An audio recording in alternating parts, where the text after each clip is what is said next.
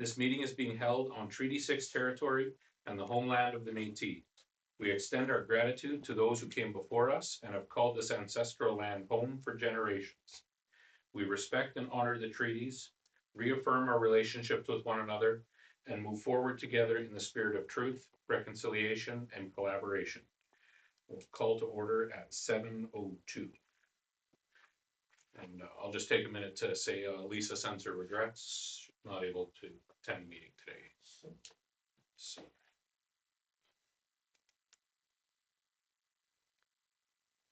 That the agenda for the May 26, 2025 meeting be approved as amended and attached to form part of the said minutes. The items we have added are 9.2.3, public hearing, discretionary use permit number 25-08 daycare, and 9.2.4, public hearing adjournment. Does anybody else have any additions to the agenda? Okay, I'll put Councillor Blair on that one. All those in favor? That's carried. Declaration of conflict of interest. Does anybody have anything tonight?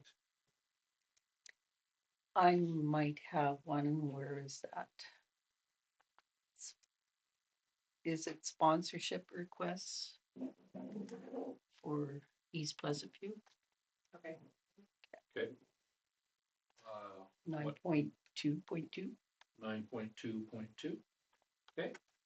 Thank you, Joyce. If anybody sees one that they missed, again, just let us know.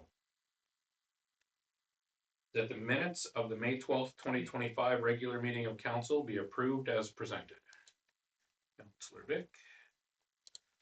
Everybody's had a chance to read the minutes. Any errors, omissions, corrections? All those in favor? That's carried.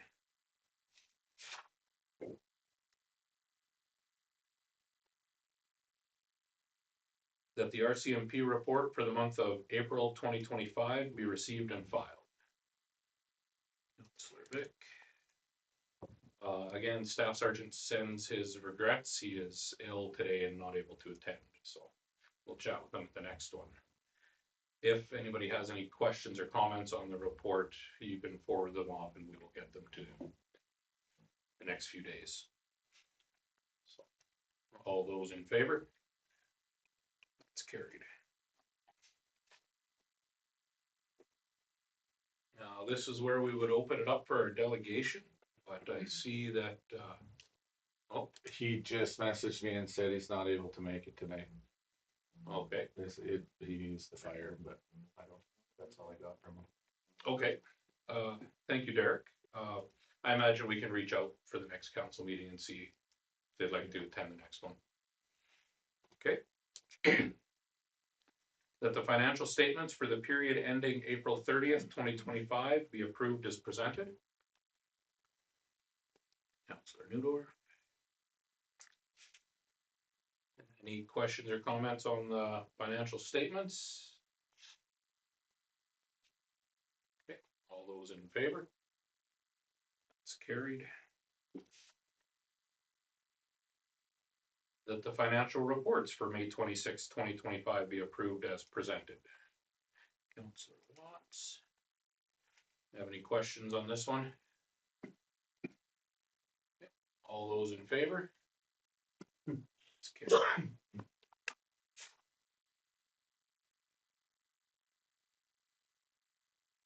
That the reports of senior administrative officials recorded as items 9.1 to 9.2.4 be received and filed. Councillor Blair. All those in favor? That's carried.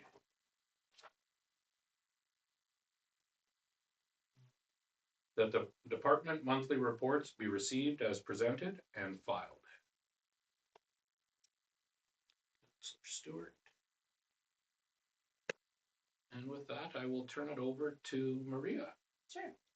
I don't really have anything to point out or report beyond what I've written, but I do want to just comment on having the doors open at noon. It's been well received and seems to be working well. There are a few days of the month where the staff know that we have people showing up early to pay water bills or whatnot, and they're opening the doors at 8:30 as per our previous hours, just to let people in, and that seems to be appreciated as well, so.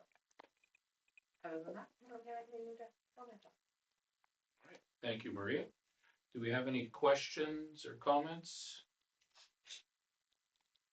I just have one, actually. There's quite a discrepancy year over year on our outstanding accounts receivable. There, No answer for that. oh, Yeah. just quite a bit different, so. All right, all those in favor? Oh, I shouldn't have taken that vote, we got the other reports to do. Sorry. Mm. It's still carried, but we'll just quickly cover those reports, sorry, guys. Derek, So I guess for mine, it's mostly, we did not receive Canada Summer Jobs Funding, so that is a $10,000 hit to the budget. There's many people, I don't know if applications have increased or it was just a substantial drop in funding, I'm not sure why. There was only 2 in Nipawin that did get, the museum and the Apostolic Church. But we did receive the Heritage Grant for 11,000 and about 11,700, so that's good. And the app, the town, I don't know how anybody works with Apple, to be honest. Blossom's kind of gonna take over this week and see if she can get it figured out. She's got a background in computer tech, so hopefully she can get it figured out for us, because it's not going well with us or T-Web, so. just have to get everybody to switch over to Samsung. Thank you, Derek. Do we have any questions or comments for Derek on his report? Okay. And Paul, Yeah, I guess just, bylaw obviously is a lot of stuff going on with that. A lot of our nuisance properties, as the snow melted, a lot of the, stuff has become a lot more apparent, so a lot of orders have been written, and those are all started coming up, so we'll start cracking down on those right away. Animal control, we have seen a big spike in dogs running at large and, getting caught, so, I'm not entirely sure what's the cause there, but, I do, point out to one success story that we did get one that was, picked up, that was adopted here in town, so that's 2 months in a row we've had that, so it's always nice to see, but, yeah, other than that, it's, business as usual. all right, thank you, Paul. Do we have any questions for Paul and his report today? All right, so we will have that carried. Next up. That council hereby approves the transfer of $139,385 from the future general capital reserve, account number 310100202, to put towards the 2025 loan payment at Prosperity Credit Union for the decommissioning project at the landfill, as recommended by the GM of Corporate Services. Councillor Stewart. And I'll let Maria speak to this. Sure, so this is just a little bit of housekeeping. Last fall, the second installment of the CCBF payment that we received, we put into reserve just to keep it there for this year, to take it out and put towards the loan payment. And that loan payment was made in April, and just following up with that, taking the money out of reserve and putting it into the general fund to cover that. Perfect, thank you. Any questions or comments on this one? All right, all those in favor? It's carried.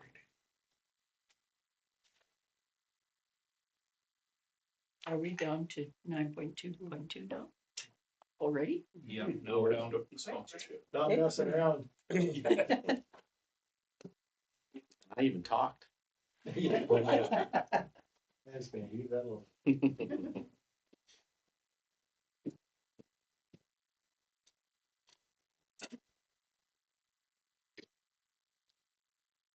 The council hereby approves the sponsorship requests to the following organizations: Nipawin Kinsman Club, $9,000. East Pleasant View Community Club, $9,000. Northeast School Division, NESD, $10,000. Wapiti Regional Park, $1,000. Nipawin Regional Park, $20,000. Nipawin Revolution Gymnastics, $9,000. The Oasis Center, $20,000. And Nipawin and District Citizens on Patrol, NDOCP, $5,000. The total sponsorship of $83,000 will be from GL account number 451-620-422, as recommended by the GM of Community Services. Councillor Stewart. Derek, do you have anything to add? No, most of it's pretty straightforward. It was all allocations that were done through budget with the sponsorship applications that came in October. I don't know if anybody has any questions they want to ask regarding them, or there's one missing with the Hawks, and that was, I spoke to Chelsea about it, they're required to hand in receipts to get that funding, and they had some funding from last year for the dressing room renovation when council had committed. They haven't not handed in receipts. I do know that they have started the renovation from what I hear, but I'll leave that one for when Chelsea gets it. She can add to this. I believe there was a question Lisa sent in asking about if there were some organizations that applied and potentially didn't get the funding and stuff like that, so. All of these were pre-approved that had applied. Yeah. Okay, There is contingency for people that do apply later, or if they, and so that council can approve, and we'll just bring them in individuals, but there hasn't been any yet this year. okay. That's perfect. Any other questions or comments for Derek? So just to confirm, this stuff was pre-approved in the budget. This is strictly out of budget, or I wouldn't have put it all in one. When it was right at the budget meeting. Okay, all those in favor? That's carried.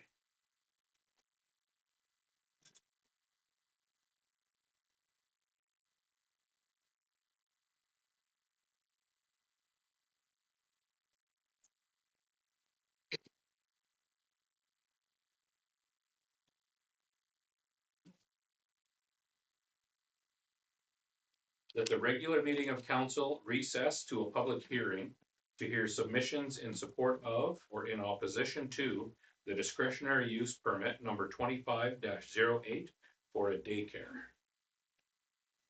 Councillor Blair. All those in favor? It's carried.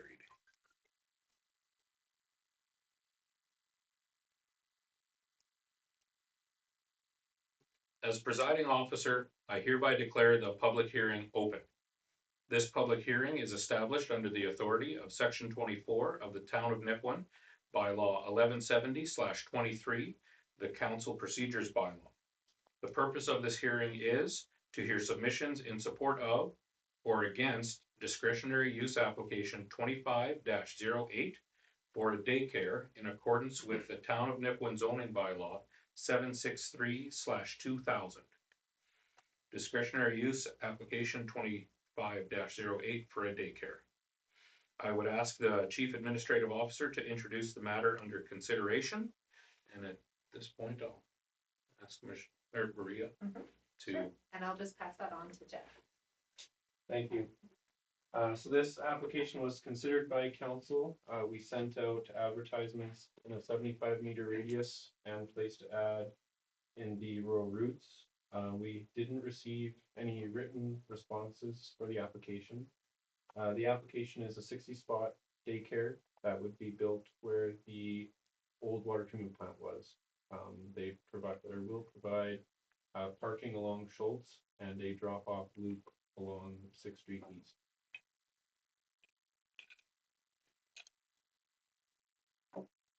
So council may request any further information, questions, comments. Jeff? I'm of course in support of this. We have a lot of infrastructure in that land for our water treatment plant. We're of course protecting that. So we still have access to all that. Yes, Easements and everything. yes, there is an easement registered where we have water. Excellent. Any other questions or comments? Okay, I would ask if there is anyone who wishes to speak in favor of the matter. A second time, I would ask if there is anyone who wishes to speak in favor of this matter. A third and final time, I would ask if there's anyone who wishes to speak in favor of this matter. I would ask if there's anyone who wishes to speak against this matter. A second time, I would ask if there is anyone who wishes to speak against this matter. For a third and final time, I would ask if there is anyone who wishes to speak against this matter. I now declare the public hearing closed at 7:18 p.m.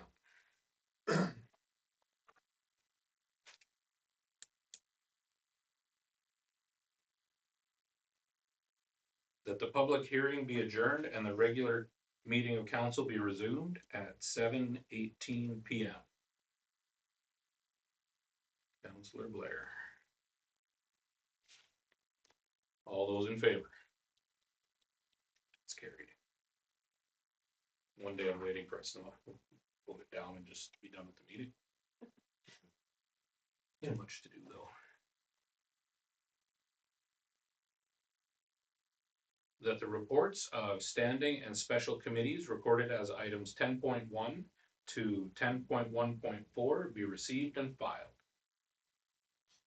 Councillor Dudor. All those in favor? It's carried.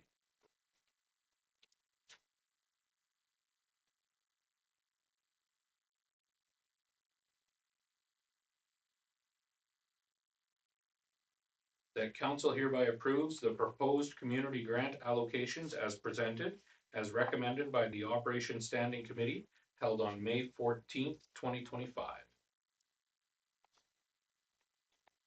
So Nudo. And I will ask Chelsea to speak to this. Sure, thank you. So yes, this recommendation was taken to Operations Standing Committee.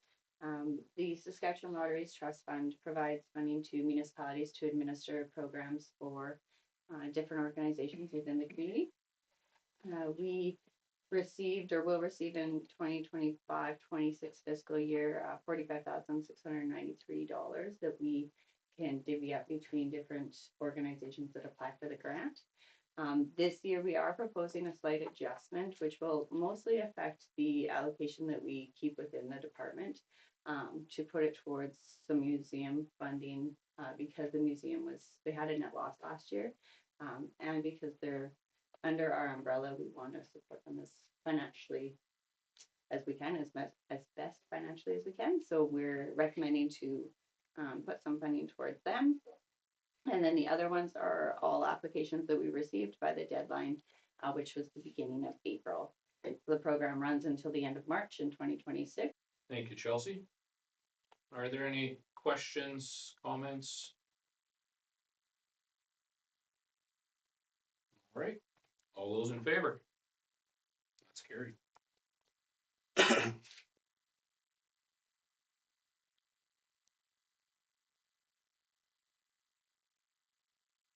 That council hereby agrees to cancel the fire hydrant maintenance agreements with Lake Country Co-op, Nipawin School Division number 61, Northeast School Division, Riverside Manor, and Central Park Condominiums as recommended by the Operations Standing Committee held on May 14th, 2025.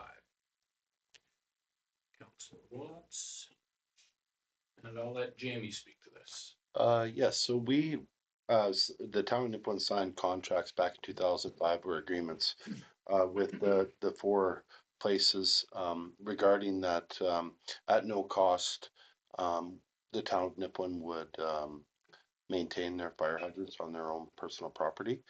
And just this past fall, one got missed at the Lakeland Co-op, and we had to repair it for free. So I'm just bringing this forward to see if we could cancel them and let these property companies look after their own hydrants. We used to have that same contract up with SHA at the hospital, but they canceled and went their own way. So we would for surely give them the right connections so that they can line up their own maintenance programs with their hydrants. Thank you, Jamie. Do we have any questions or comments?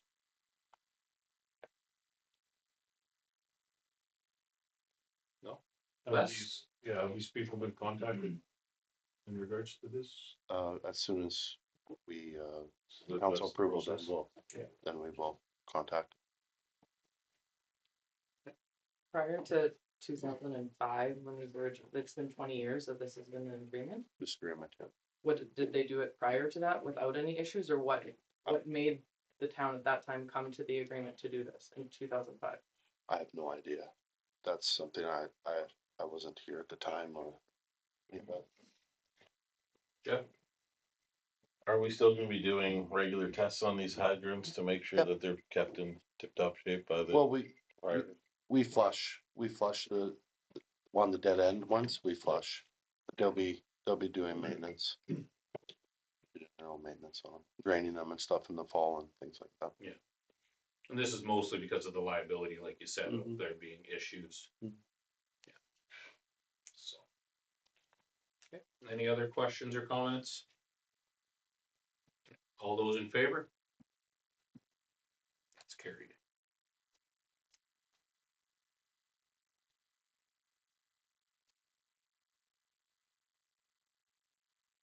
The council hereby agrees to forward a request to the Ministry of Highways to reduce the speed limit on Highway 55 east of Nipawin to 70 kilometers an hour and 50 kilometers an hour, further east of the current reduction locations as recommended by the Operations Standing Committee held on May 14th, 2025. Councillor Blair. And I will let maybe Derek start the conversation here. Thank you. There was no report written for this at the operations meeting, so I thought just so that there was some information provided, I would add to it. In the report, it states where I had in my notes that council wanted the speed reductions to be made. They can definitely be changed or however you guys want to approach it. This was 100% just based on the conversations of that meeting. Thank you, Derek. Does anybody have any questions or comments or thoughts? So I did actually drive in last week on the highway, and I followed what's written out here in terms of 70 at the top of the hill at the Maple Hill Restaurant, and slowing down to 70 at the bottom of the hill and 50 out at the Range Road. What is it, 2143? It's a little bit long. After I know at the meeting, the discussion was kind of geared this way, but I think after driving it and spending some time out there, that we may not want to go quite this far. Myself, I did go back and drive it again with something that I was kind of thinking would work. And you guys have the picture opened up in front of you? Mhm.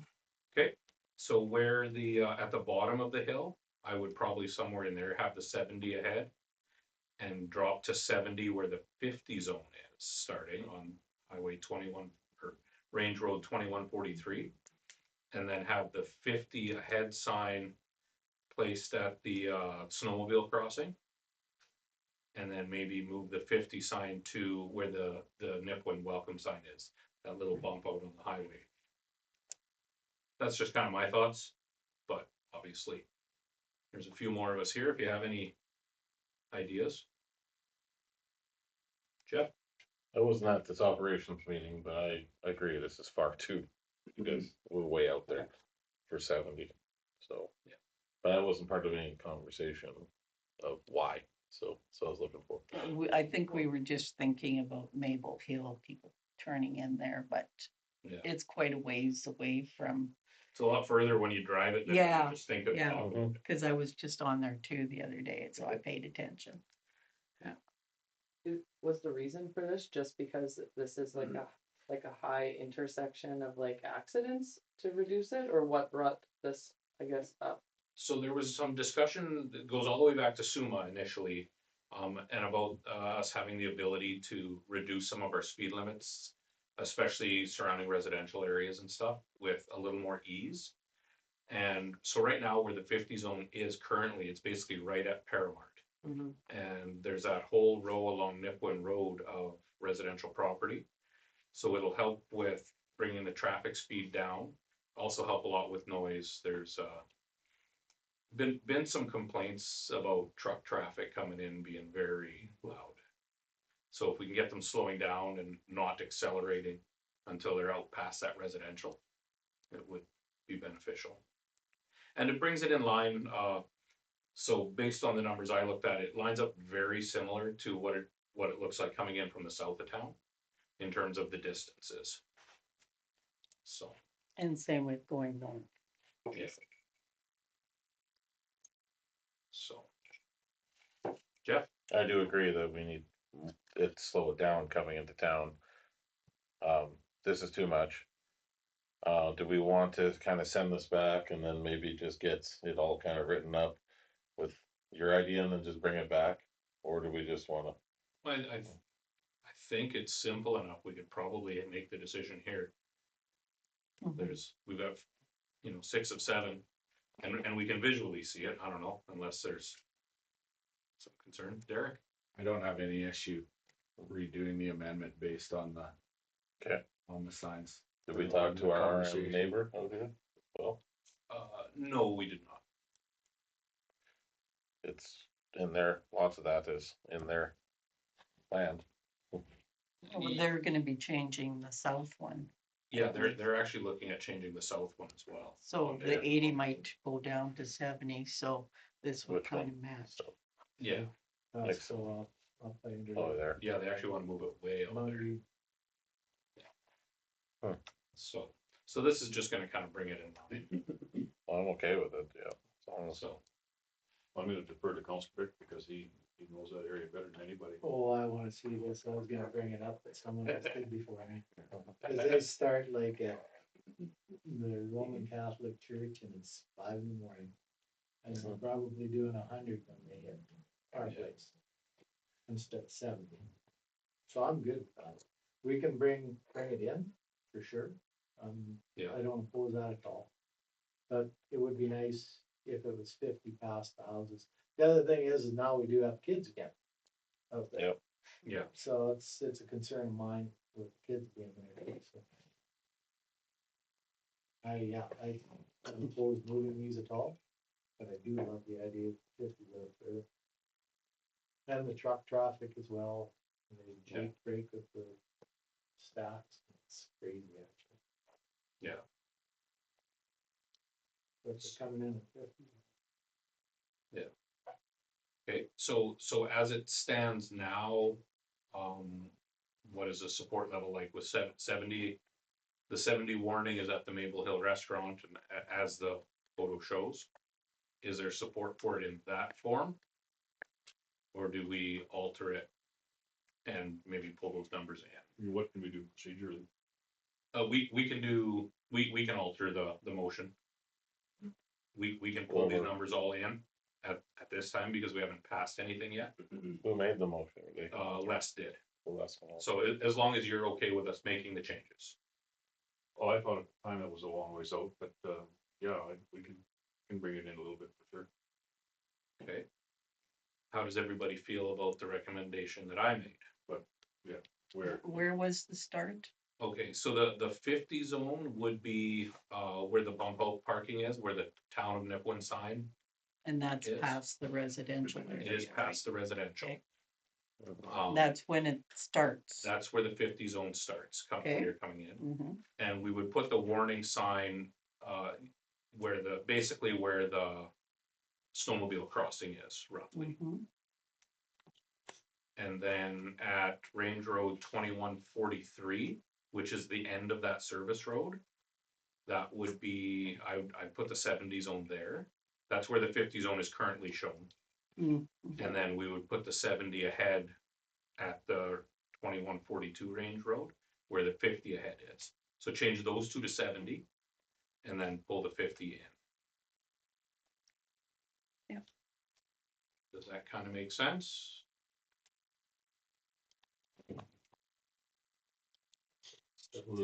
Fifties at the Clemmer Road? No, Just the bump out. it's just Just past that. Wiseman, Okay, where the, so this is Bitsy's up here, right? Yep, Yeah. we put these up there. Just like- Yeah, okay, yeah. so it's Patrick's, so it's right there. Yeah.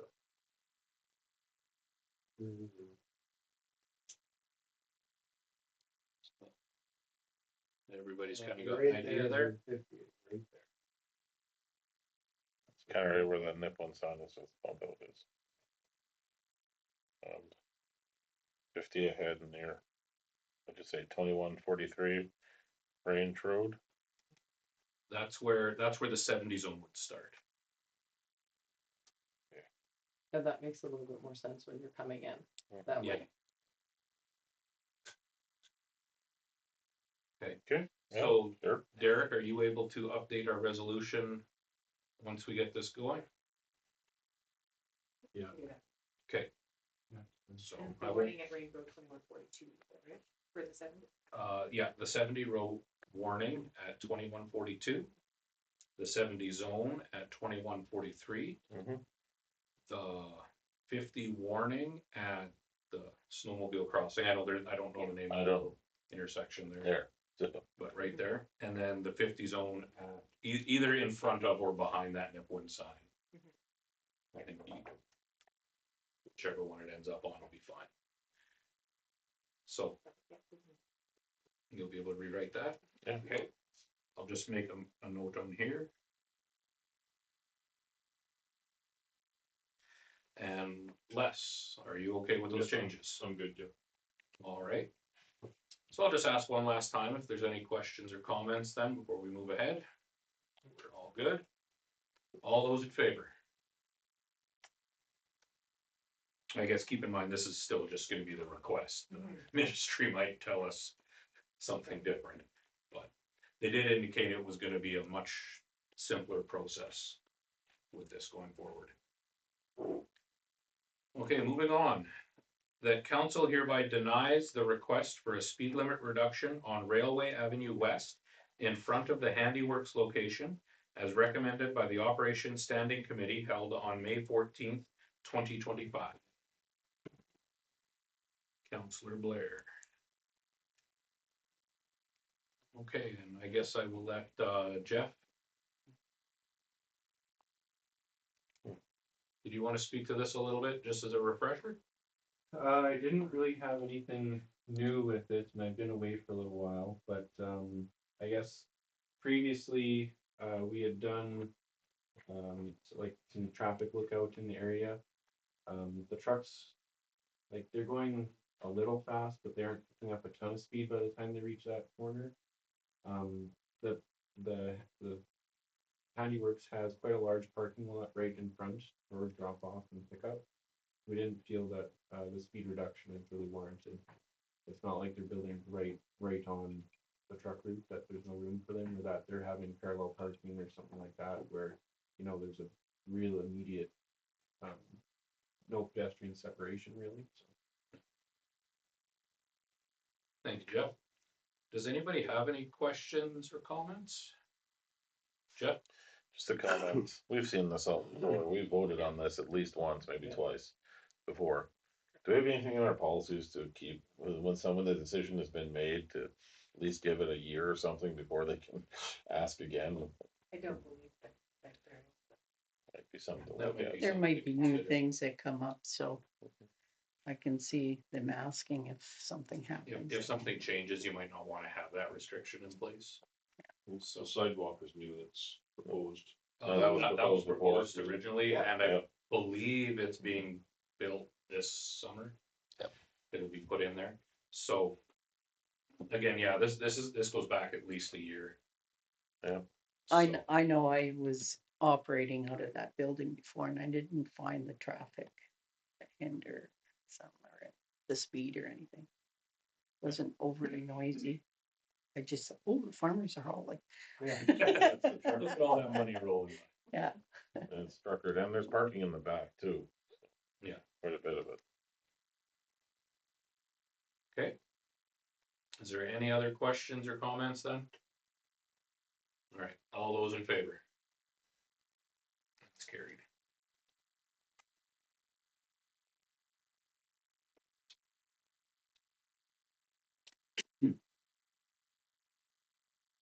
All the way down to new business. That council hereby agrees to appoint Corey Lang as a town of Nipawin representative on the Nipawin and District Regional Park Board. Councillor Stewart. Is there any questions or comments? This is pretty straightforward. All those in favor? Carried.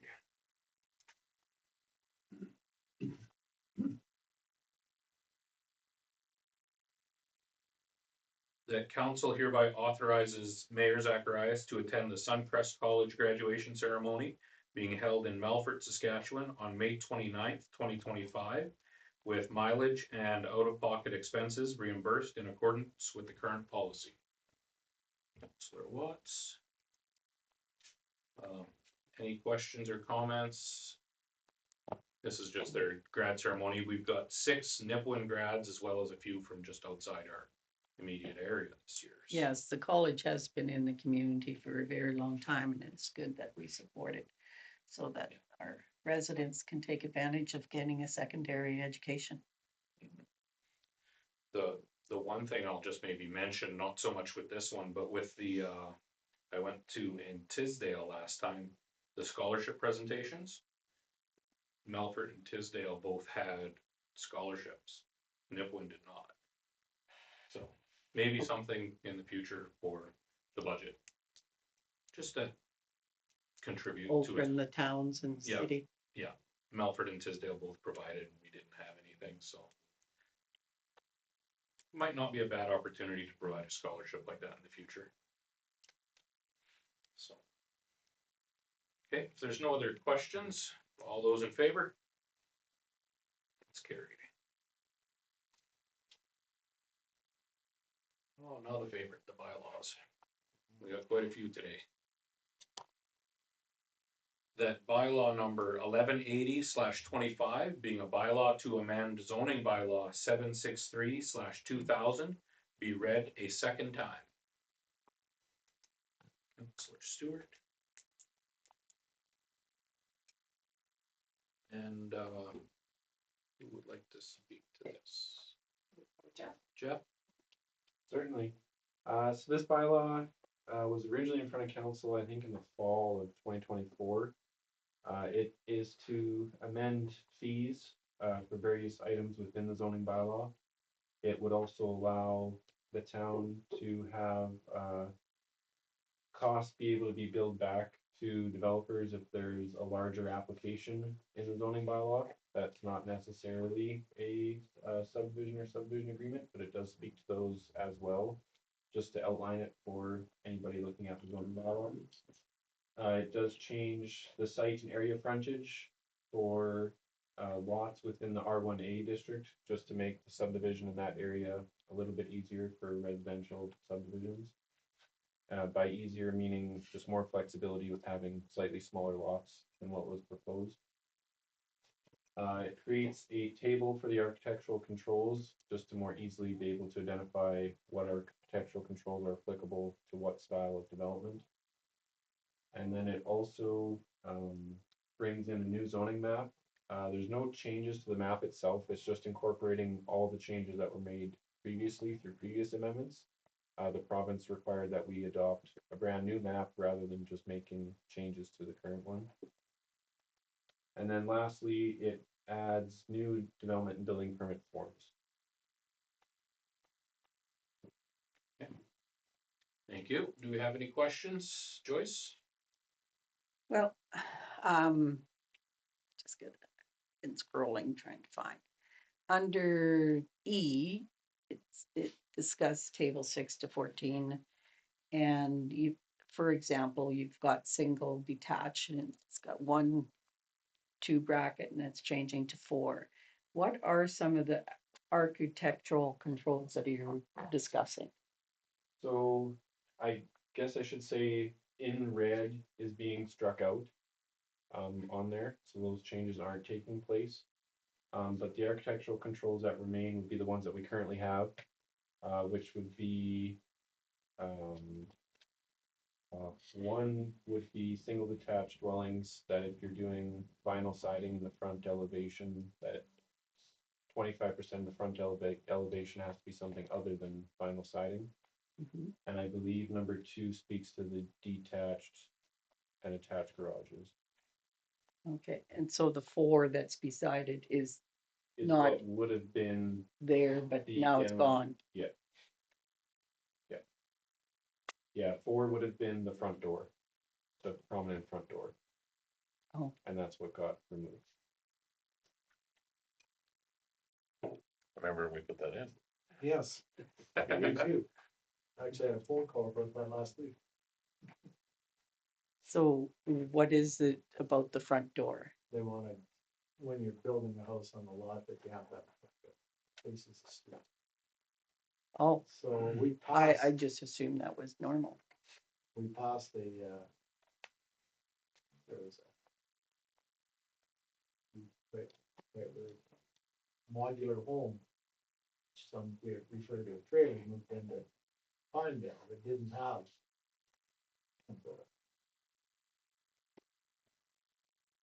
Special memory of the class, before we put front door back on.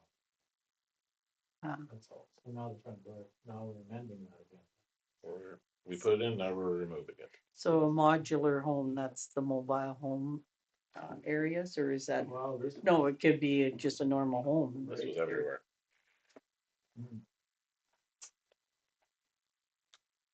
Oh, okay, so when you're on Sixth Street North, there is a house that kind of faces their yard, Mhm. and the front doesn't have a door. Great. So I guess it's grandfathered. There's lots of houses. There's lots of houses, especially these guys over here. Mhm. Lots. So now we're taking that out, so it doesn't matter. So That's what we it's saying. implemented the front door, now we're taking the front door out. So now you could have side entrance again without a front door. Jeff? I guess, this was never in the zoning bylaw, it was part of the proposed amendment, but then upon discussion with council, and so then it was removed from the amendment. Oh, I see. So it's never been in the zoning bylaw, so nobody's ever had to comply with that clause.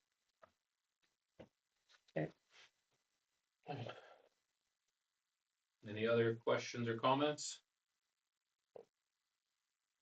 Yeah, all those in favor? It's carried. That bylaw number 1180/25 being a bylaw to amend zoning bylaw number 763/2000 be read a third time and finally adopted. Councillor Watts. So are there last opportunity for some questions and comments? Read through it one last time.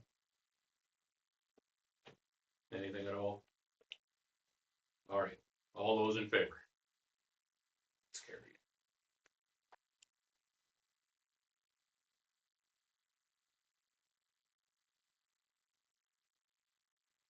That bylaw number 1194/25 being a bylaw to amend zoning bylaw number 763/2000 be read a second time. Councillor Stewart. And I guess Jeff will probably want to clear us up on this one too. Certainly. So this one talks about removing the following from the definition of accessory building, which is requiring an engineer analysis for the placement of a shipping container. The building inspector is able to specify if they require an engineer's design, depending on what the person's doing with the shipping container. So to have it in the zoning bylaw is not necessary. The building inspector can state whether they need one or not. To have one permanently within the zoning bylaw is not necessary. We have, parking and driveway requirements, so it is a maximum of 60% of your front yard could be parking. And then a maximum of 60% of the width of your lot could be used for driveway.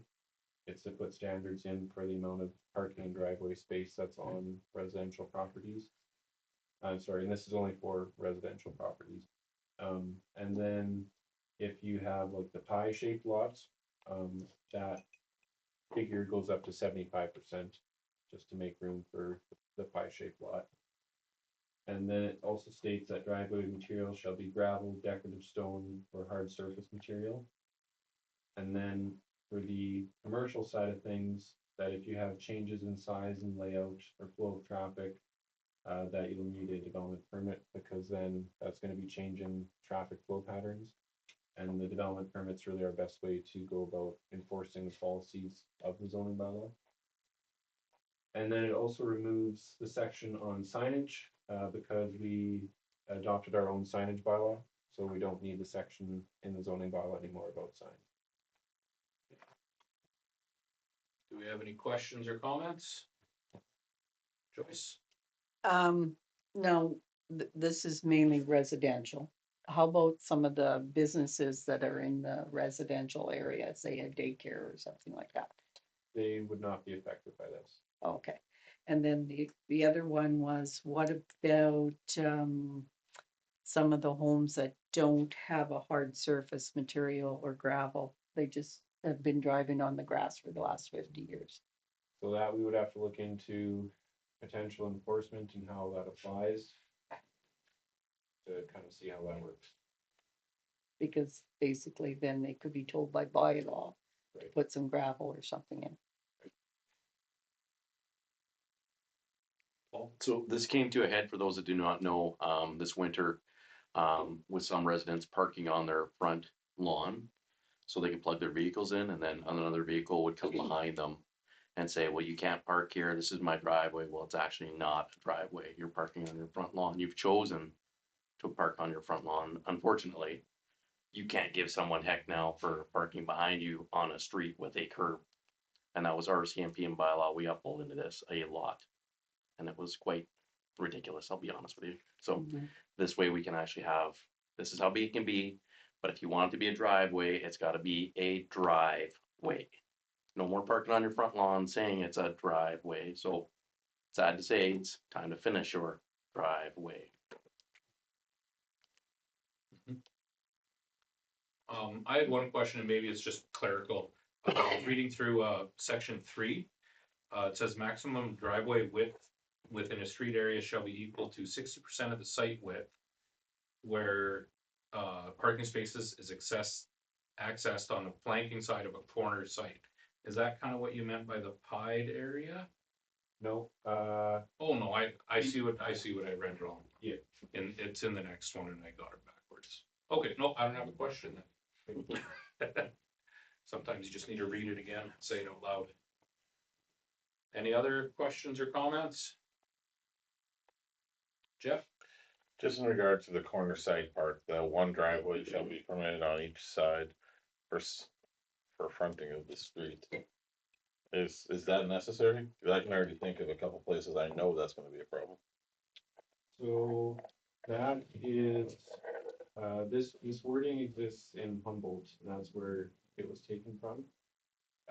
I was thinking of a couple spots where there is driveways on corner sites on both the fronts. Yeah, so that's why I can thought think I of would one keep right it. away. Yep, Yeah, but that's something to consider. just down the block from me. I know he has a paved driveway on the one side, and on the corner, he has two spots on the other, on 8th, where he actually parks 2 vehicles, so he'd be in violation of that. So, just saying that out loud. Well, it says they can have a driveway on each side, not a parking spot. But one driveway shall be permitted on each side, so you kind of think of just one car. But a right? driveway can be 60% of the width, Yeah, okay, I see what you mean. so he would still be okay. Yeah, it's just that it says the front, right? Yeah, So the side doesn't matter, they can have 100%. Well, it says, on On the flanking side of a corner site, the maximum driveway width may be increased to a maximum of 11 meters. 11 So you could have 11 meters. That's like 33. Oh, that's probably be enough. on the Okay. side. Might not be quite big. So one half of the 60. Yeah. Or 60%. Okay. Thanks for the clarification. Any other questions or comments? All those in favor? It's carried.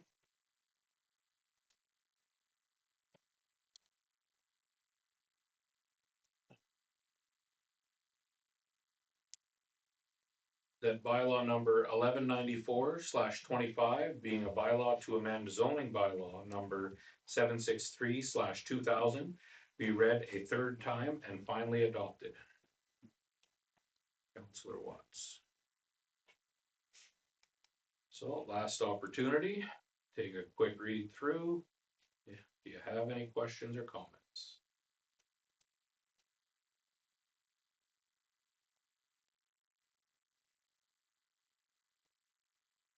Seeing none, all those in favor? That's carried.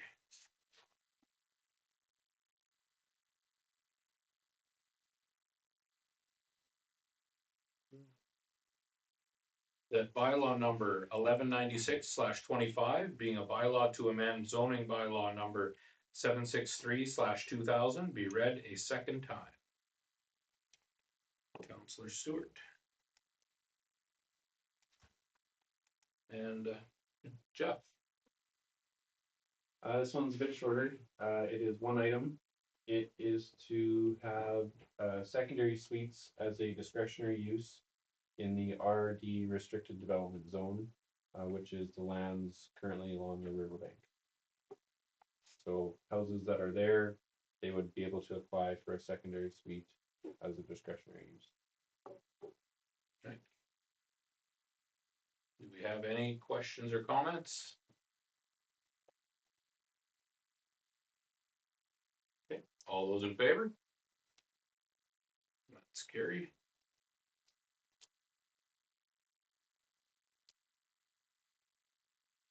That bylaw number 1196/25 being a bylaw to amend zoning bylaw number 763/2000 be read a third time and finally adopted. Councillor Vic. Okay, this is a short one, but have a quick review, and do you have any questions or comments?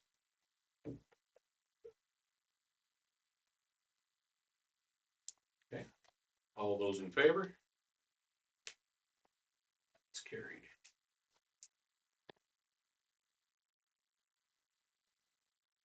Last one.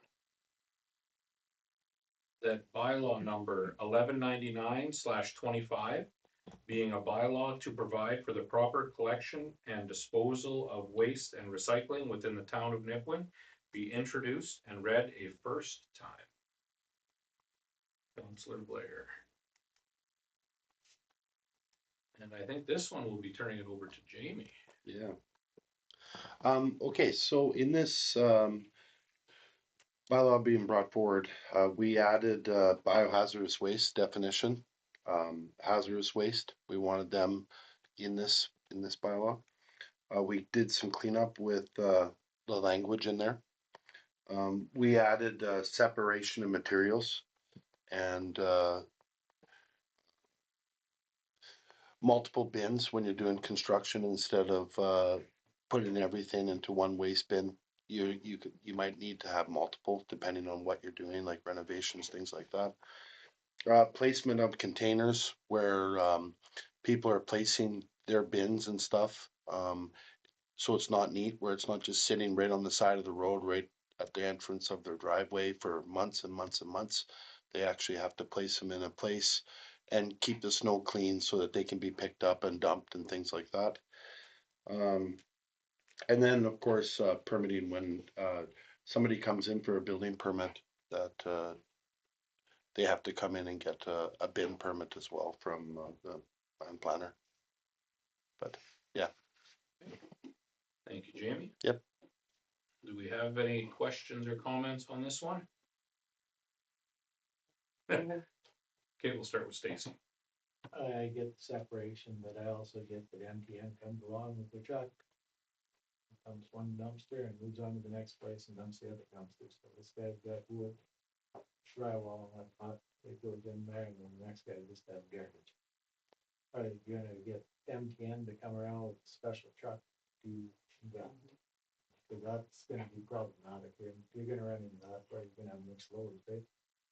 Well, we have on a daily basis, people throw in, mattresses, refrigerators, air conditioners, like, pretty well anything, engine blocks, like um, it's an everyday thing.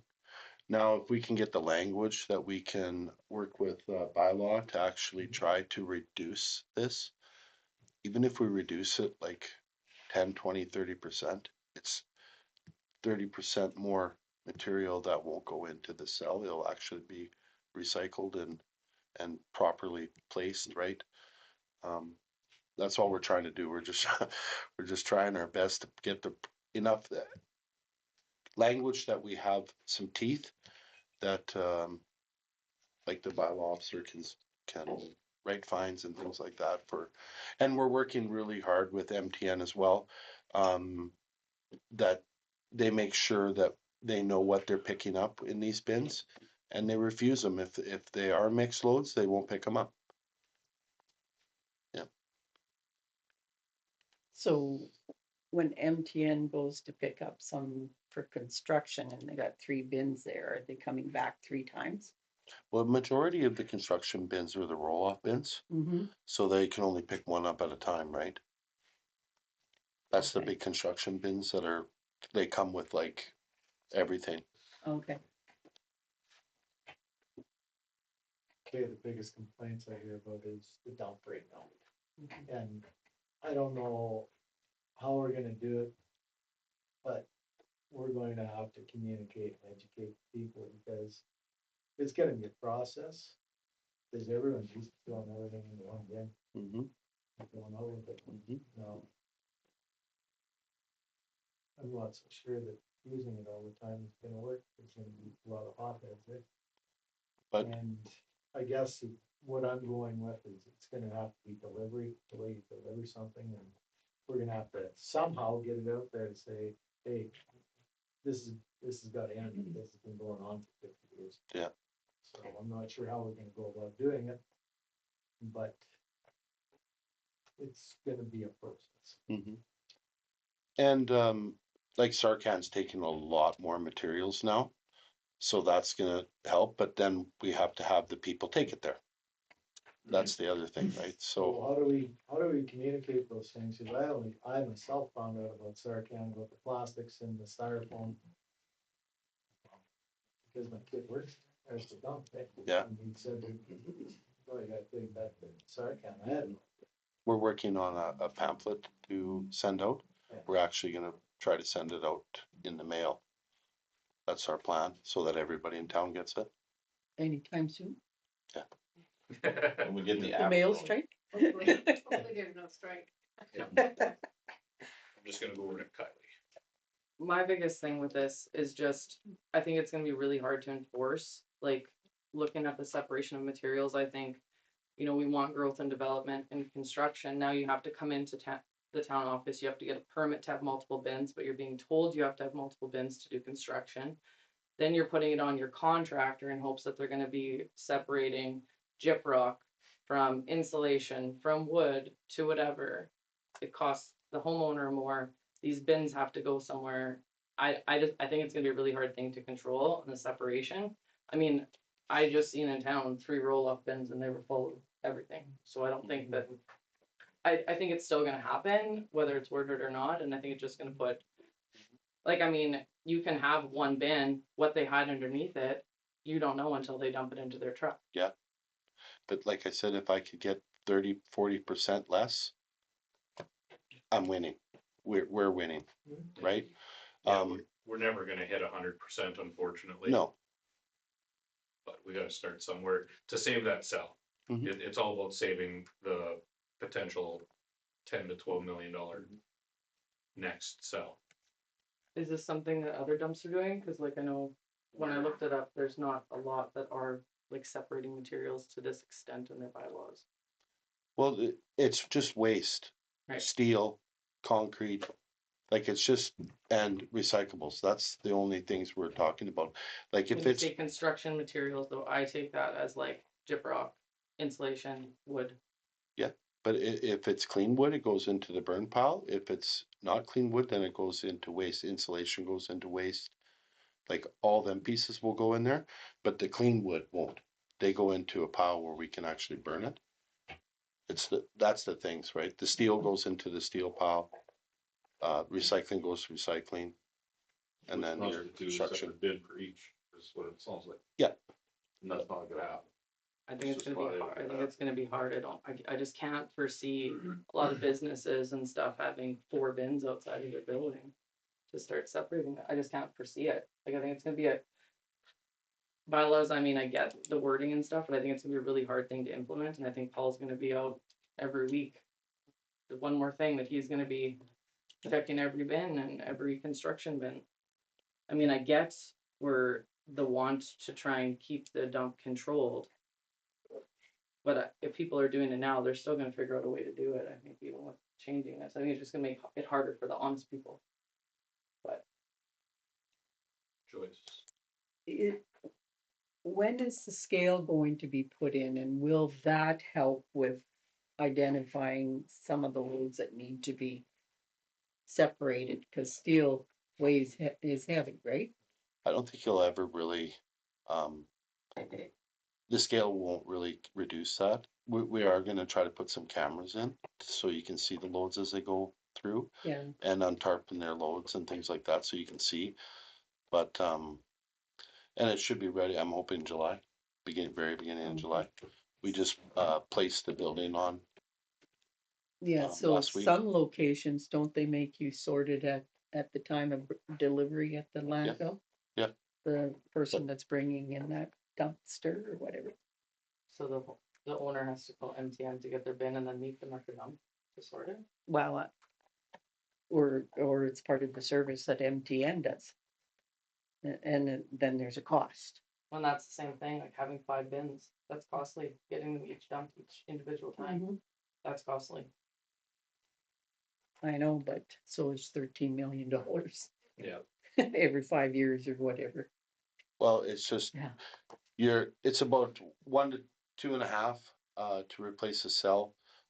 It's gonna cost us probably 10 million to decommission the previous cells. It's getting to the point, that waste is a hassle. Nobody wants to deal with it. Nobody wants to pay for it, but yet everybody makes it. So we got to, if you take a look at recycling since in the last even 5 years, how much more they're recycling because they're finding that it's either blowing out into the fields because you can't keep up with the plastics, right?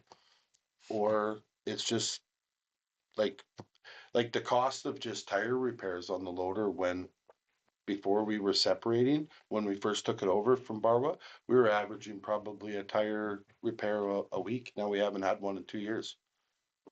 Right? That's a $500 bill. Like it's a cost of doing business. And if you go to any city, you have to separate. They won't pick your load up. And if Yeah. you have to have a bin, multiple bins, then like in a construction, that's what this is about, the multiple bin thing. But even if you're bringing a bin in to do cleaning of a house that you had rented, you might have to put the steel in the back of your truck and take it to the landfill instead of mixing it all into one load. I think it's probably only a matter of time too, before we see this all legislated on us anyway. And Les? I'm kinda confused here. So, am I sorting my garbage to take to the dump?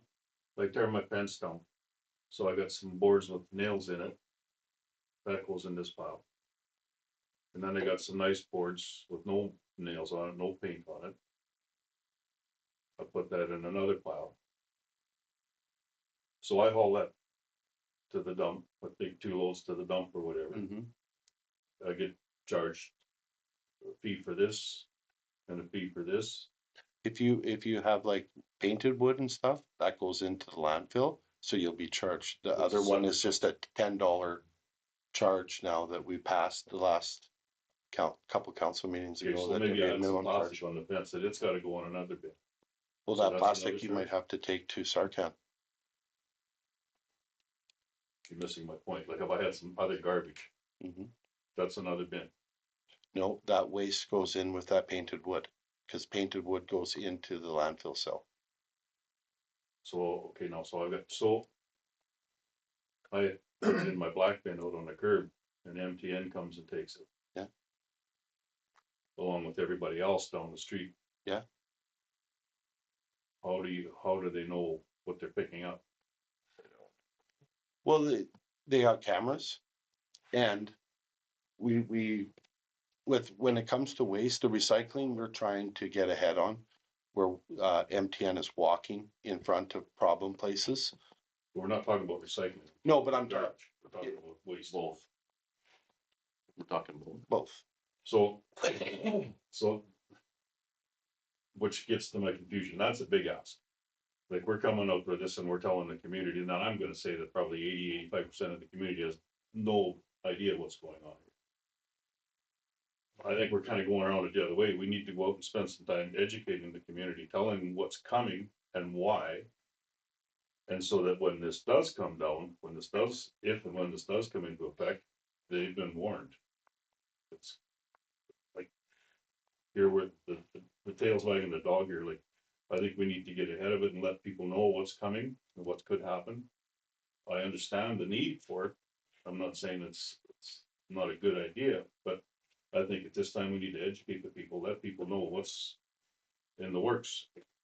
How many people know it's gonna cost $10 million to redo a cell, recommission the cell phone? And how many people are gonna care, but I think we need to go out and tell people, once again, transparency, like, we're doing this in this room here. Nobody else has seen this, nobody else knows what's going on.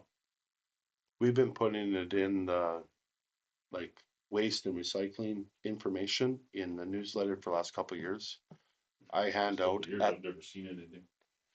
Sometimes it's really hard to read because it's really small and blurry sometimes, but I mean, I read things on there. But how many people get, like you're talking about the water bill and stuff, Yeah. a lot of that's been done electronic and stuff, so you're not getting mail, but we need to do a bigger job or a better job of educating the people, that just simply putting in the water bill might not be effective enough. I'll go to Jeff.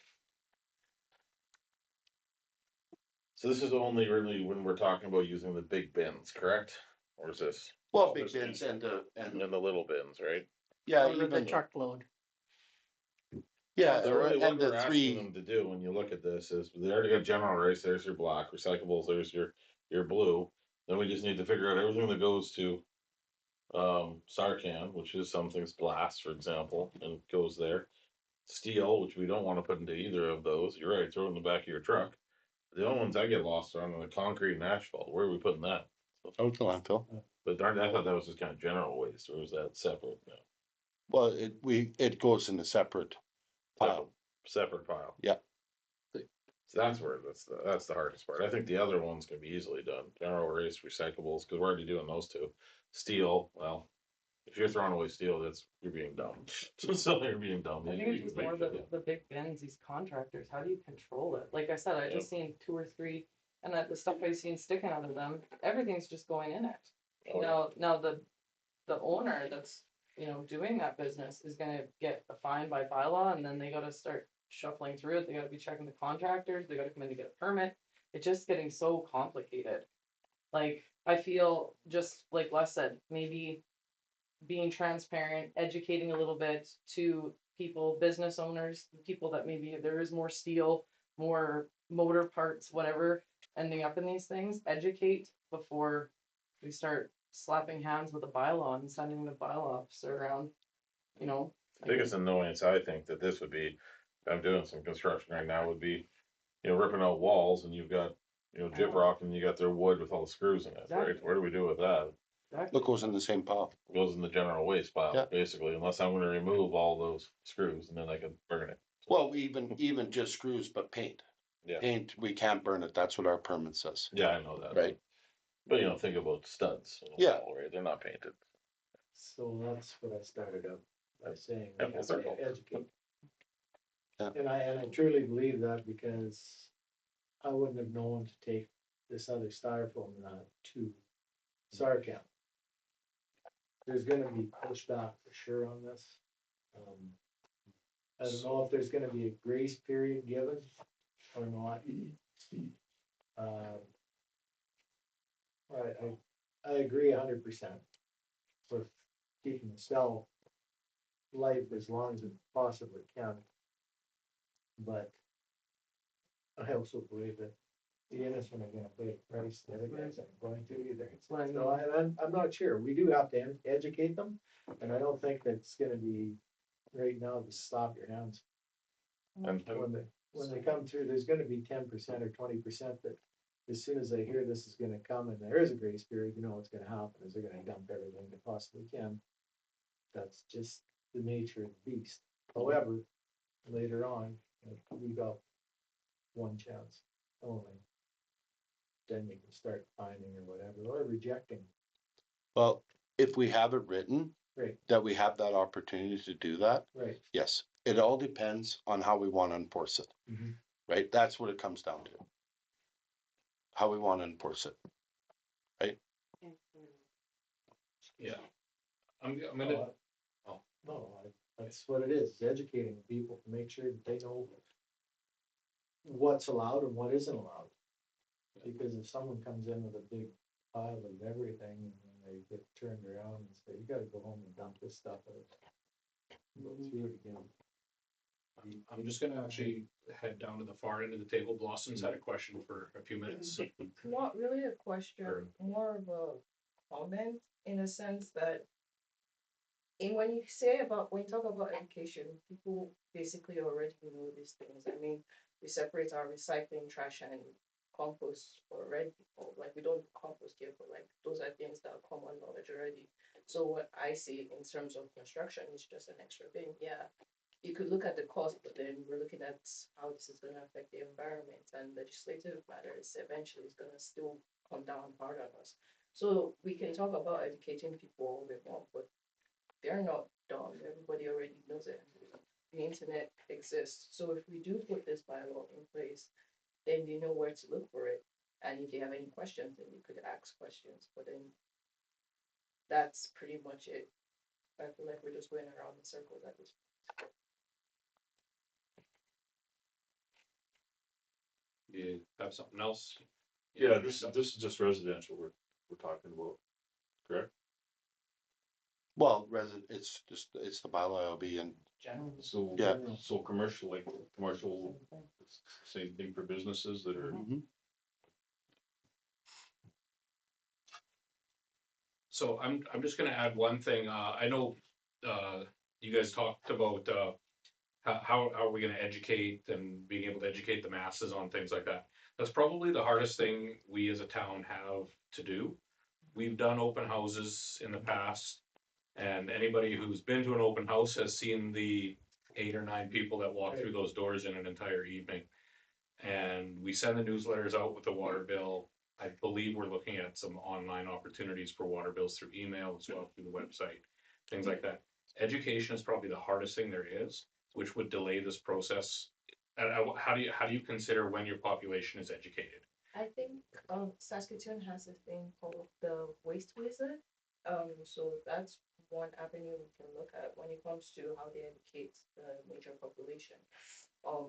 If we just add it to the website as one of the extra pages, I guess, about what waste goes where, then it would be one of the things that they could also easily access in terms of public knowledge.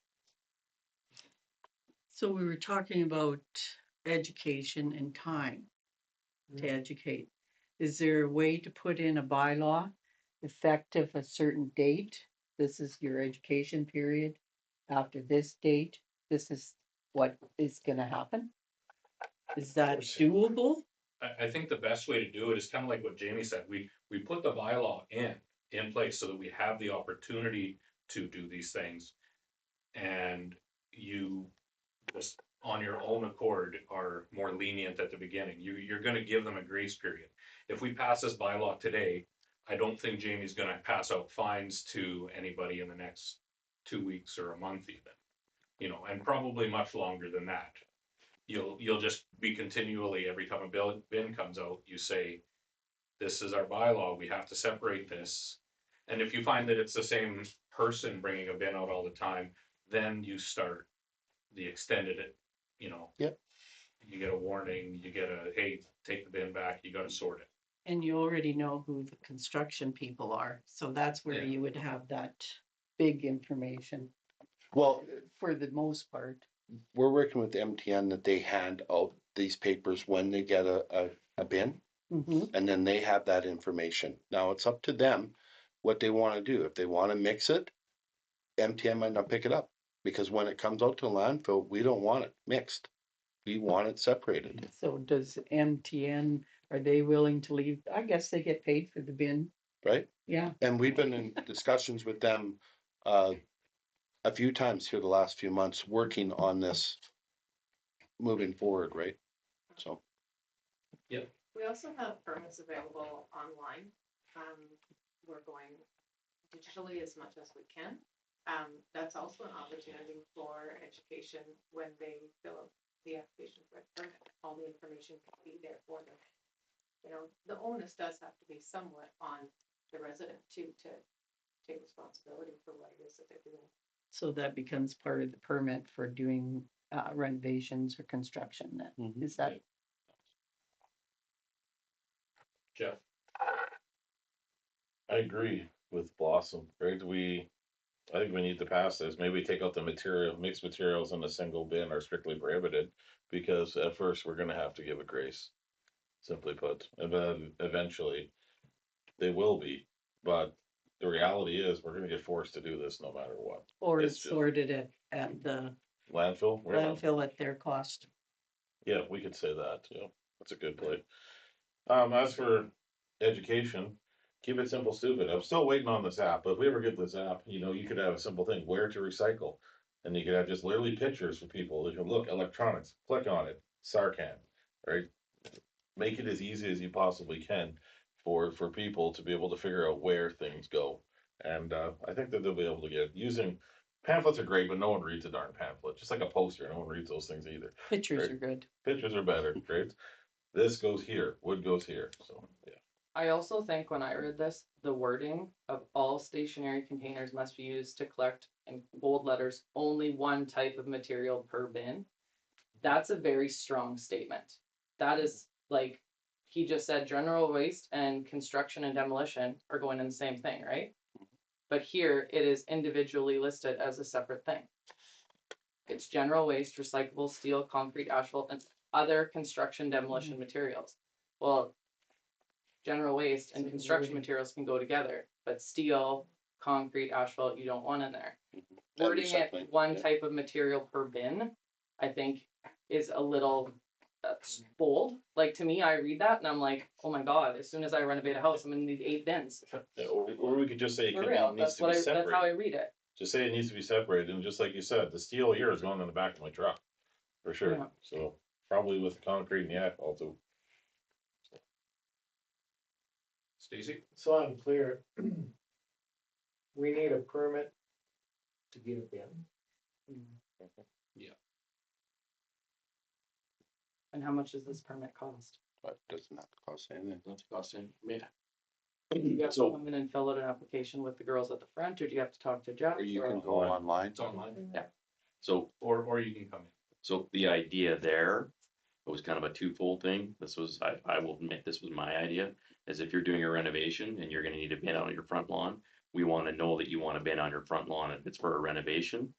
If you're doing a renovation, have you got a building permit for said renovation? Because a lot of people in this town do all kinds of renovations without a permit. This gives us the opportunity to say, okay, what is it you're doing?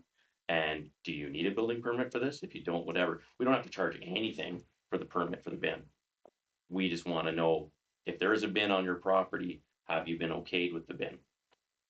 Again, this was the other reason for the residential bins that you see around town that are just being dumped on front lawns and everything. They're saying it's for a renovation, they're saying it's for this, it's being used for just their household waste. Hence the reason for the ones that are going to be permanently placed on a property, that's fine. You're going to keep it so that your neighbors don't have to look at the bin. You're going to build something on the three sides, which we discussed, whether it's a fence or a shrub or something, you have to have it in such a way that it is going to be amenable, I believe is the word, to everyone else in the neighborhood. That was the thing. It's going to have lids that actually work if you're going to be throwing your regular household trash in there. I can't speak to the construction thing. That was Jamie was his part that he wanted to add.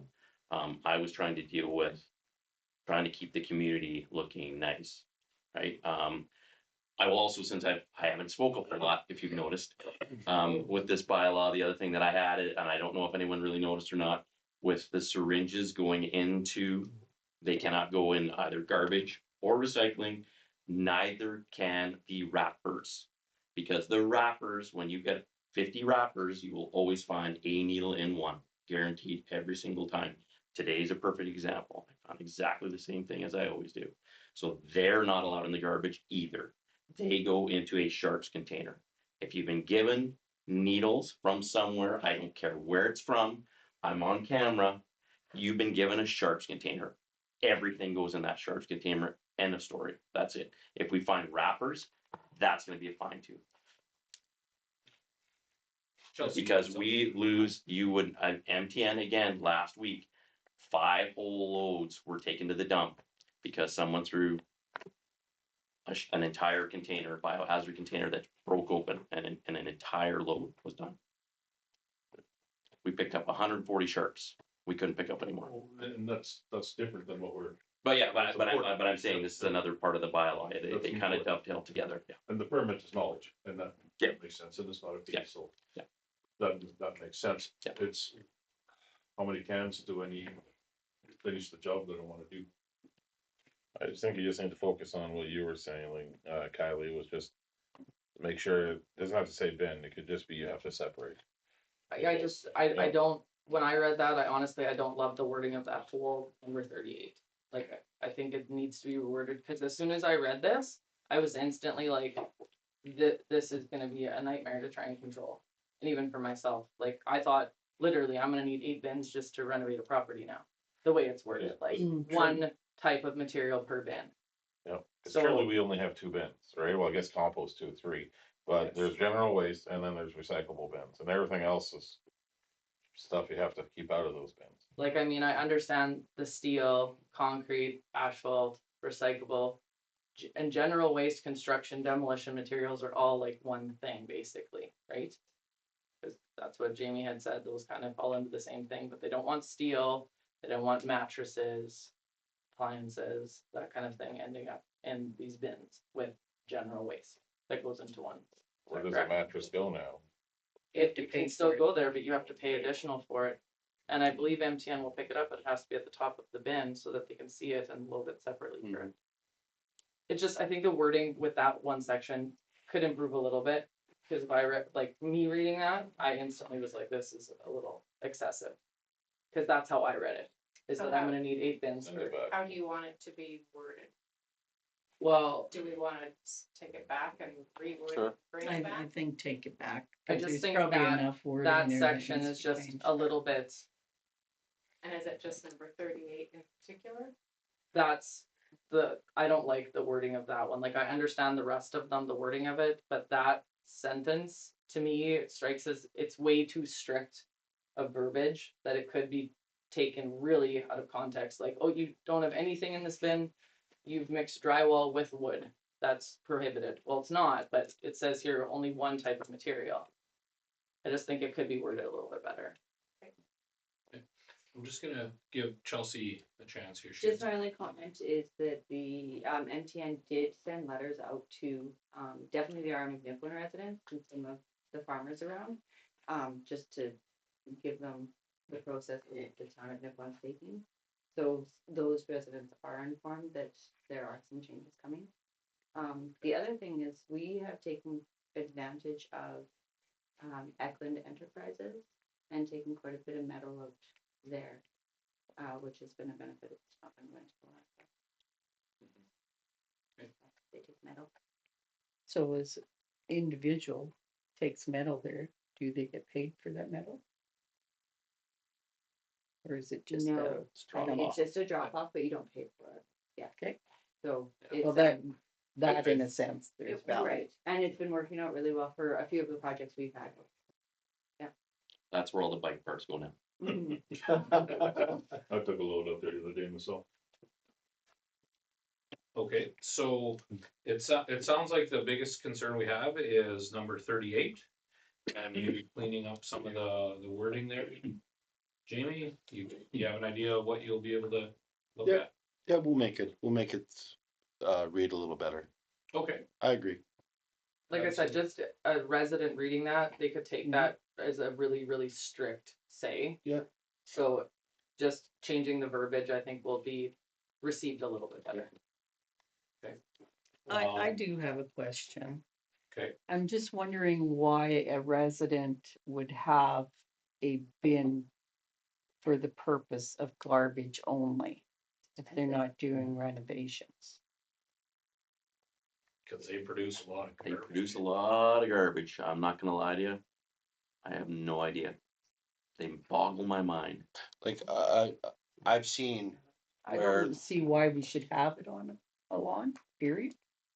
I can't speak Other- to that, honestly. than I- for construction? I have my own personal view, but that's why I recommend it. If you're gonna have a bin, because that's how much you're gonna produce, however you're doing it, at least make it look nice. That was my one caveat to that. Okay, so when they bring that bin in, of course, they're paying for the monthly Yeah. fee and to bring it in. Does it cost them extra for having that much garbage? To tip it? Yeah, Serious? yeah, they pay per dump. Okay, They should tip it out of the black house. other than that, it sits there and smells. I've seen where landlords run with like 4 or 5 waste rollouts and to different places in different properties in town weekly, so that they could get rid of their garbage. Well. And they push probably- 4 or 5 Yeah, in they're front of the looking house. after themselves in that sense. I've seen that. You've seen that. I've just seen where individuals will dump their garbage off in different cans. Yeah. Yeah. You see a lot of stuff. Oh, that you see- throw or the out. alley. Okay, so, this did originally come to a committee. How does everybody feel? Do they want it to go back to committee with this single change, or can it just come right back to council? I think it could probably come to council with it just I being think so. one section being changed. And I'm not trying to be difficult about that, but I just look at this as how people would receive it. And the first time I read it, I received it in not the best way, like until it was explained to me. But we can't explain that to every single person, right? So we want to just word it. So to be short, specify just how much it costs for a cell, because people have no idea. That'll be in the Well, education. we put that thing up, 3.5 million, right? That sign that's been there for a year. For, That's for people who are hauling it there, but Yeah. how about the people who don't haul it? yeah, Yeah. for the Yeah. general public and the majority, that'll make a difference. For And- those that you have trouble with, well, you trouble. Well, we're always gonna have trouble. It's just that if, like I said, if we can reduce even like 10-20%, we're winning, right? Well, agreed. Yeah. I just, there's a lot of people who don't think there's, you take the garbage out, you dump it in a pile, roll over it, they're all good. Yeah, burn it. I mean, Yeah. Yeah. So many regulations and legislation around waste disposal now, right? Right. It's just getting. Well, and It's a big deal. what is recyclable and what's not? That's where we need to educate, right? But I mean, having an interactive thing where you can literally click on what you have make it as idiot proof as possible. And then, like, where do electronics go? A lot of people, I get asked that question all the time. Take most of them to Sarcan, but they don't accept all of them. And I'm going to send to, the Waste Reduction Council some of the issues that you brought up, because they need to do some, education too. Yeah. Cause, Perfect example, cause I didn't know, I make miles and miles and miles of garbage out there. And it's wax paper. Did you know that it's recyclable? Wax paper, oh, Chris, like, what do I do with this stuff? As long as it's not soiled. it's Rolls and fine. rolls and rolls of wax paper, like wax back paper. He said, that's recyclable. I was throwing it in the garbage, cause like, it's got wax on it, like, it's not clean paper. So, the vinyl, like, the vinyl's gonna be garbage, I'm assuming, Or That's can the thing. Sarcan take it? maybe Sarcan can take the vinyl, I don't know. Certain types of actual plastic. I mean, plastic wrap. Sarcan. Yeah. I got my education, thank you. So we're learning. So we are, but that's the thing, if you don't know, because they actually pointed that out, used to take me when I was in there. We just take. Water. Oh, this is- No, we don't. I mean, we table the first one. I get it. And I understand, I just don't believe it's gonna be a fix. Yeah, it'll be a process. Before. and there'll be some people screaming and yelling, Well, there will be. There always is. always is, yeah. When you brought in the recycling, there were people mad about it. When we went to garbage pickup every 2 weeks instead of every week, there were people mad about it. And people adapt, so. I do have one question, it's a little bit random, but there was a statement made to me by somebody in regards to just like general waste. And they had said that they were always told, when in doubt, throw it out. Like if it's something that has cardboard, but it's got major big metal staples in it. That's like this fine line, you're not supposed to throw anything that's metal in the recycling, but it's cardboard with these metal staples. Now, nobody's gonna take time to rip out 50 metal staples in this cardboard, so you throw it in the garbage. Now all of a sudden, we put out a thing, we can find people for that. Where's the fine line with some of this stuff? The fine part is to have, like I said, some teeth for the people that just don't learn, Okay, so it's more of right? abuse of it, like, It's the abuse, it's the multiple trips where you're wasting, the fire chief, the bylaw officer's time and because more even weekly. myself, there's right? times where, you question which one is Yeah. supposed to go in because it's like half this and half that. And I'm never gonna throw anything in the recycling that potentially could ruin a load, so it just goes in the garbage if I'm not sure. Yeah. And it's got metal and stuff, so. I would encourage anybody on council, if you're looking for some great education, visit the MTN Recycling Center and see what gets thrown in the recycling. You will be shocked. Yeah, I was there for. Okay. All right, I'm gonna kind of bring this to an end. We're gonna table this. Everybody's in agreement there? Yep. All right. That will shorten up the next few. They'll be stricken from the list. All right. That brings us down to the round table. And today we will start with, I think, Kylie. I don't have anything since the last council meeting. I've just been busy trying to clean up yards and trees and spring cleanup, around properties in town here, build fences, but nothing too exciting in my life. And Les. Yeah, I've got about that, the same amount to report too, it's, just. It's been busy, busy, getting through spring. And Stacy. Well, I finally got on a holiday, I went to Toronto, I went to Niagara Falls, I went to a couple of Jays games. Did they Hockey win? Hall of Fame, they did, 4-0 and 14-0, that was great. Hockey Hall of Fame Good too. games to go. Yes. It's on my bucket list. Yeah, it's something, it's kind of sort of actual council in town. Myself, on May 13th, I was at the Chamber of Commerce AGM. I swore in their new board members. They reported success in many of their events throughout the year, including their annual hole-in-one golf tournament. This year, the tournament's being held on June 13th here at the Evergreen Golf Course. Also want to mention, actually last year, they actually had somebody hit a hole-in-one. So that was kind of exciting. Lisa's been working very closely with Derek on projects over the course of the last year and is looking forward to continuing to build a strong working relationship here with the town. On May 14th was our regional fire partners meeting. We had our quarterly reports. We discussed the future need for a new tanker truck. And then there was some discussions around our fire bylaw and perhaps having some of the partners adopt portions of it into their own bylaws. And that would just make enforcement a lot easier for Paul in each of those areas. Right now, there's a lot of different bylaws in each place. So he's gotta have a lot more information up in his noggin. So we can get everybody kind of on par with some of the same stuff. Also on May 14th was the operations meeting, which is what we talked about, a lot of this stuff here tonight. And on May 25th, I attended a men's group breakfast. We had some general discussion over I've had to do that. coffee and breakfast. Had some chats about our 100th anniversary celebrations this summer. They did make a couple of comments, one specifically about us having the outdoor pool and how much it's been appreciated. And a comment on how nice it was to see everybody out doing their garbage pickup earlier this month. So that was pretty exciting. And that's all I've got. Jeff?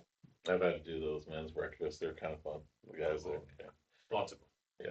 done them a few times with what different hats on, but. Anyways, we had the Twin Lakes and we were actually quite busy for the Twin Lakes. They found in the archives an old recreation plan and an orientation package dating back to 2015 and 2011, which didn't even have like, it was quite fun, I thought, to look at the way the communication was done back then. They didn't have Facebook, they didn't even like 2011, things like that. And the one dated back to 2007, it was quite entertaining to realize that, someone put a lot of work into those documents and then those documents got put on the shelf and then someone dusted those off and put them on the thing. We all looked at them and then we're basically putting them right back on the shelf. So be careful of big expensive reports that we make that we put on shelves and then look at 15 years later and realize that they're basically not worth the paper they're on. So, other than that, there's been we had a lot of the stuff that was on here came to there for the bylaws, and then the RMs are doing zoning bylaws. So a lot of fun there, guys. More zoning bylaws, more subdivision applications. What am I missing here? So there, Joyce. You remember anything else? Oh yeah, our heliport. I think I told you guys that last time it landed. Now they've had at least 2, if not 3, helicopter landings in this area. So that is being used. So other than that, not much from there, but it was a busy meeting. Joyce? I also attended the chamber lunch and had a great lunch with the new group, and it was interesting to hear the things and the guy from Pineland Co-op, is it Sean? Sean, yeah. He mentioned that it costs $450 a square foot now to build, so I don't know if that's basement finished too, so I was a little shocked at 450. So there's a lot of outdated credits out there that I know of, like GST rebate. So you can't even build $1,000 square foot home and get the GST rebate because you're over the 450,000. So there's a lot of those things, and they talk about, housing to be affordable. Well, I don't see where building a home is affordable.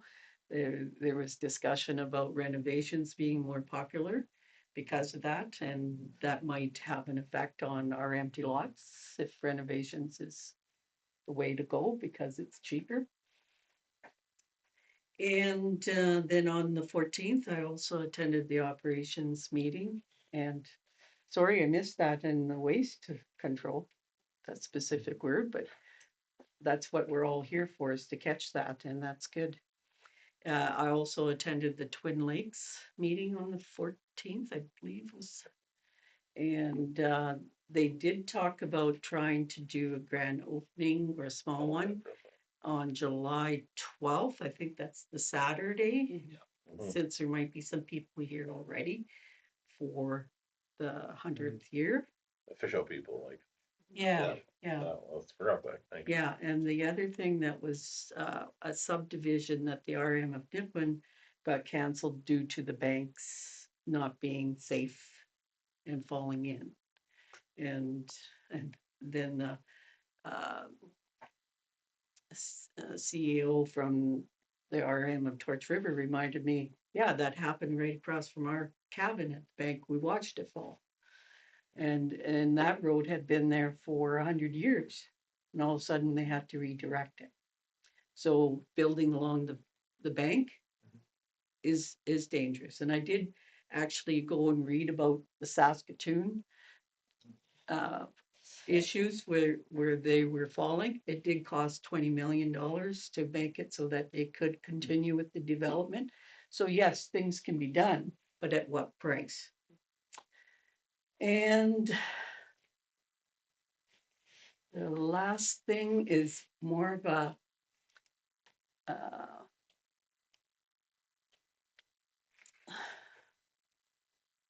thank you to the Nipmuc Hospital. Because last Thursday, they saved my husband's life. Oh, wow. So that's what I've been dealing with. They did a great job and they worked fast and air ambulance too. So all is good. Excellent to hear. Yeah, he's still there, but he's doing well. So you Glad to already hear it. read? All right. That finishes everything off for the roundtable. As you can see, our public forum is quite full. I'm just gonna take 3 seconds here. Tammy, our janitor, said she was gonna be watching. Hi, Tammy. I joked with her as she was walking out. I told her I was gonna talk to her over the meeting, so we'll see what she thinks of that. All right. That the regular council meeting of May 26, 2025 be closed with Mayor Zacharias in the chair pursuant to section 122A of the Municipalities Act and citing exemptions contained in the Local Authority Freedom of Information and Protection of Privacy Act under section 16, advice from officials, and section 21, solicitor client privilege at 8:44 p.m. Councilor Blair. All those in